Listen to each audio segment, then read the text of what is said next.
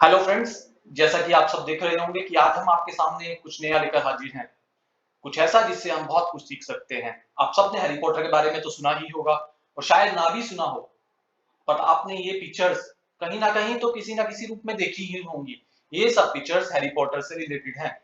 चलो हम आपको हैरी पॉटर की सक्सेस स्टोरी के बारे में कुछ ब्रीफ करते हैं। हैरी पॉटर में बच्चों से जुड़ी रोमांचक कहानियां हैं। इन कहानियों को जोरे रॉवलिंग नाम के राइटर ने लिखा है। ये कहानियां लगभग 7 वॉल्यूम में पब्लिश हो चुकी हैं और 70 भाषाओं में ट्रांसलेट की जा चुकी हैं। इस कहानियों से जुड़ी काफी फिल्में बहुत ज्यादा एप्रिसिएशन और अवार्ड्स ले चुकी हैं। ये अपने आप में ही इसकी सक्सेस को बताती हैं। क्या आज हम हैरी पॉटर की बात करेंगे? नहीं, आज हमने चुना है जेके रॉवलिंग को। जेके रॉवलिंग जिन्होंने इन कहानियों को लिखा। क्यों? क्योंकि उसकी उनकी अपनी जिंदगी की बायोपिक अपने आप में ही एक वर्लफुल स्टोरी है, जिसमें उन्होंने बहुत हार्ड वर्क किया और कैसे उनका हार्ड वर्क निखर कर इस हैरी पॉटर के थ्रू दुनिया के सामने आया। तो हम शायद इनसे बहुत कुछ सीख सकते हैं। तो हमने जेके रॉवलिंग को आज की बात के लिए चुना। जेके रॉवलिंग जो 1965 में पैदा हुई, एक ब्रिटिश ऑथर है और एक सोशल वर्कर भी हैं। उनका अपना एक चैरिटेबल ट्रस्ट है। उनका अपना एक चिल्ड्रंस वॉइस एनजीओ भी है। वो यूके की सबसे दयालु डोनर्स में से एक रह चुकी हैं। इसके काफी सारे वर्जन्स के प्रॉफिट को सिर्फ चैरिटेबल पर्पस से भी यूज किया जा चुका है। हम देखते हैं कि कैसे उनमें राइटिंग स्किल्स पैदा हुए और कैसे उनकी एक ग्लिम्स उनके चाइल्डहुड से मिली। जब वो 6 साल की थी तभी उन्होंने एक रैबिट नाम की पोएम को कंपोज किया था। जब जेके रॉवलिंग 11 साल की हो गई तो उन्होंने एक short story the seven curse diamonds लिखी। जब वो छोटी बच्ची थी तो उनकी आंटी ने उनको एक बुक दिया ऑन्स एंड रेबल्स, जो एक सोशल एक्टिविस्ट जेसिका मिडफोर्ड द्वारा लिखी गई थी। उसको पढ़ने के बाद जेके रॉवलिंग इतना उत्साहित हुई कि उन्होंने जेसिका को अपनी जिंदगी की एक हीरोइन की तरह देखा और उससे सीखा। उनकी टीचर्स ने बताती हैं कि जेके रॉवलिंग एक एवरेज स्टूडेंट थी। She was not very good in studies. उनकी टीचर्स कभी-कभी उसको अच्छी परफॉर्मेंस ना होने की वजह से उनको रफ स्टूडेंट्स के साथ लास्ट रो में भी बिठा दिया करती थी। टीचर कहते थे कि वो बहुत अच्छी स्टूडेंट नहीं थी, but she was an average bright girl. अब हम देखना चाहते हैं कि कैसे हैरी पॉटर की शुरुआत हुई। How the seeding of Harry Potter was done. She applied for to get admission in Oxford, पर वहां पर उनको एडमिशन नहीं मिला। फिर उन्होंने चूज किया फ्रेंच यूनिवर्सिटी पढ़ने के लिए। जो फ्रेंच पढ़ने के लिए चूज किया, पर वो चाहती तो ऑथर बनना थी। जैसा कि हम सब जानते हैं कि हम सब पर एक प्रेशर होता है कि हम जॉब के लिए पढ़ना चाहते हैं, कुछ ऐसा मिले जिससे हमारी जॉब, हमारा फ्यूचर सिक्योर्ड हो। तो उन्होंने फ्रेंच स्टडीज की तरफ आगे बढ़ाया कदम। 1990 में वो अपने बॉयफ्रेंड के साथ मैनचेस्टर की तरफ चली गई। उन्हीं दिनों में एक बार उनकी ट्रेन 4 घंटा लेट हो गई जब वो मैनचेस्टर से लंदन जा रही थी। तभी उस स्टेशन पर वेटिंग हॉल में बैठे बैठे उनके दिमाग में कुछ कैरेक्टर्स आए, जिनमें से हैरी पॉटर, रॉन विल्से एंड ग्रेंगर, ये सब मेन कैरेक्टर्स हैं जो हैरी पॉटर में जाके बहुत फेमस हुए। ये कैरेक्टर्स उनके दिमाग में कब आए? जब वो एक रेलवे स्टेशन पर अपनी ट्रेन 4 घंटे लेट होने की वजह से इंतजार कर रही थी। इन्हीं को उन्होंने रूप दिया और एक हैरी पॉटर की तरह हम सबके सामने उतारा।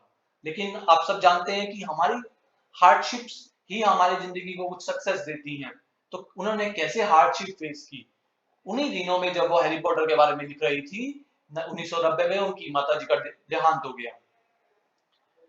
उन्हीं दिनों में she was facing some domestic abuses from her marriage, from her boyfriend। तो ये सब चीजें डिमोटिवेटिंग थी। ये सब एक ढलान की तरह थी। She was fired from her job. उनको उनकी जॉब से भी निकाल दिया गया। ये कुछ ऐसा पल था जहां पर उनको कुछ शायद कुछ ब्राइट नहीं नजर आ रहा था। उनको वो शहर छोड़ना पड़ा। अपनी छोटी सी बेटी के साथ वो शहर छोड़ देती हैं और 7 साल अपने ग्रेजुएशन के 7 साल बाद भी वो अपने आप को एक फेलियर की तरह पाती है। यहाँ तक कि उनको सोशल सिक्योरिटी की हेल्प लेनी पड़ती है गवर्नमेंट से, सोशल सिक्योरिटी की हेल्प लेनी पड़ती है उस इंसान को शायद जो अपने लिए उतना नहीं कमा पाता जितना कि उसको जरूरत है। इतनी हार्डशिप्स के बाद भी there was something which was pushing her. वो क्या था? She says Jessica kept me going. उनकी बेटी जेसिका वाज हर लाइफलाइन, जो उसको मोटिवेशन की तरह काम कर रही थी, and she was the only motivating force.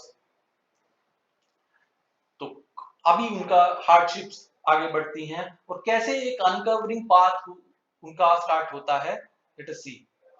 Rolling अपनी हैरी पॉटर का फर्स्ट पब्लिकेशन कंप्लीट करती हैं। जब वो इनको पब्लिश करने के लिए जाती हैं तो लगभग 12 पब्लिकेशंस उसको रिजेक्ट कर देते हैं। वो क्या कहते हैं कि ये बच्चों के लिए बहुत ही मुश्किल है, वो इन कहानियों को नहीं समझ पाएंगे। तभी ब्लूम्सबेरी चिल्ड्रंस बुक उसको एक्सेप्ट कर लेता है और एक मौका देना चाहता है। एक मौका देते देते वो हैरी पॉटर के लिए रॉलिंग को $4200 की रॉयल्टीज भी दी जाती हैं। पर पब्लिशर्स कहते हैं कि don't expect too much from it, you are not going to get too much money. वो कहते हैं कि किताब बच्चों की किताबें लिखकर आजकल तक कोई अमीर नहीं हुआ है। अगर आप बहुत अमीर होने का सपना देख रही हैं तो उसको मत देखिए।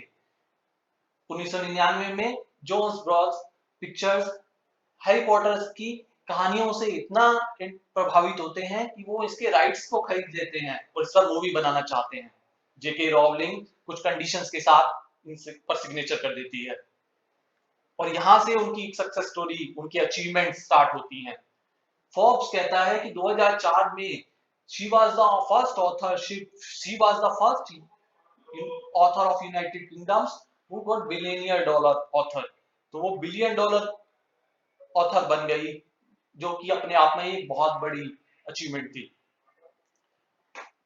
बहुत सारे अवार्ड दिए गए उनको उनकी हैरी पॉटर्स की कहानियों के लिए, जिनको बहुत प्रोत्साहन मिला।